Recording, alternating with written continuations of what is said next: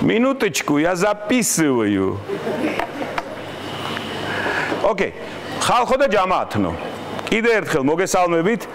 როგორც იტყვიან რუსები, კაკ ვოდუგლიძელ, ვიცოდი რა შედეგები დამთავრდებოდა ყველაფერი ეს. რა თქმა უნდა, ჩვენი გათვლები გქონდა.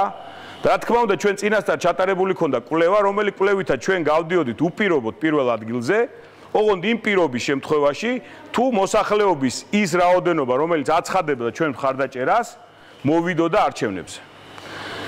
ბევრი მიზეზის გამო, სწორად შერჩეული ბჭყალებში საარჩევნო არჩევნების დროის გამო, ერთი საფეხბურთო მსოფლიო ჩემპიონატის გამო, მეორე აუტანელი სიცხის გამო, მოსვლის პროცენტი არის უფრო დაბალი, ვიდრე იყო საპრეზიდენტო არჩევნებში. ბუნებრივია, რომ ეს მაჩვენებელი აისახა საბოლოო შედეგებზე. რაც შეეხება ჩემს განცხადებას იმის თაობაზე, რომ რომელიღაცა კომპანია, რომელიც ახლა ატარებს კვლევებს, ეს კომპანია გამოირჩევა გარკვეული სიმპათიებით, გარკვეული პოლიტიკური ძალების მიმართ, მე არ მინახავს მეორე, ესე ვთქვათ, ქართული ოცნების პოლიტიკური ძალის კვლევები, მე ვნახე ნაციონალების, ესე ვთქვათ, სიმპათიაში შემჩნეული სოციოლოგიური სამსახურის კვლევა, სახელწოდებით GfK, რომელსაც წინა არჩევნებში ჰქონდა 30%-იანი ცდომილება ნაციონალური მოძრაობის სასარგებლოდ. ხვდებით ხო, მის უპირატესობას აღწერდა უფრო მაღალი ნიშნით, ვიდრე იყო ეს ყველაფერი. ეხლა მე მოგართმევთ იმ შედეგს, რომელიც ჩვენმა პატარა გოგონებმა, აი ამ გოგონებმა, ყოველგვარი ესე ვთქვათ, დიდი ბექგრაუნდის გარეშე, გულწრფელად, პატიოსნად, ყოველგვარი აგიტაცია პროპაგანდის გარეშე, სერიოზული ტრეინინგ მომზადების შემდეგ ჩაატარეს კონკრეტული არასამთავრობო ორგანიზაციის დაკვეთით. მე გაძლევთ განშლას ამ ყველაფრისას და პროცენტული მაჩვენებლები ამ წუთისათვის ასე გამოიყურება. გამოკითხულთა 40 ბატონო ახალს მომაწვით პროცენტებს თუ დავრეკო პოლიციაში. 52%-მა საბოლოო ჯამში უარი თქვა პასუხის გაცემაზე.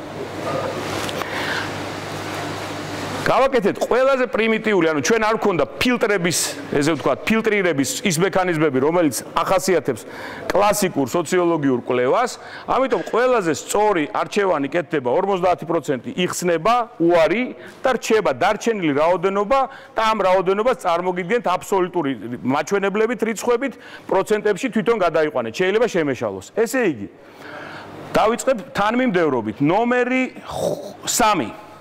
გახლავთ ბურჯანაძის მაჟორიტარობის კანდიდატი, მან აიღო 25 ხმა.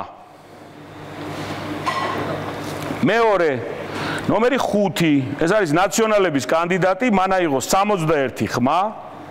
მესამე ადგილზე არა, ბუნებრივია, შემდგომი ნომრით გახლავთ ნომერი 8, რომელიც გახლავთ თარხან მოურავი პატრიოტ ალიანსი. ხო არ მეშლება პარტიის დასახელება. მას აქვს 16 ხმა. შემდგომი გახლავთ ნომერი 12 ჩვენი პატივცემული ორგანიზაციის მაჟორიტარობის წარმომადგენელი თქვენი მონამორჩილი 78 ხმა. მეოთხე რაც ჩანს რუკაზე, ესე ვთქვათ, ფიქსირდება, ეს არის 8 ხმა ნომერი 20-ის, ეს არის ლეიბორისტები და 127 ხმა ქართული ოცნების. კიდე ერთხელ ხას უსვამ, როცა ჩვენ პრიმიტიულად ვაუქმებთ ყველა უარს, არ შევდივართ დამატებით ფილტრაციაში, გვაქვს ეს სურათი. ეხლა ბოლო ეს პროცენტულ მაჩვენებლებში 40% გახლავთ ქართული ოცნება, 25% გახლავთ ეროსი კიცმარიშვილი, 19% გახლავთ ნაციონალური მოძრაობა, დაახლოებით 7% გახლავთ ბურჯანაძის კანდიდატი და დაახლოებით 4%-ის ფარგლებშია უფრო ნაკლების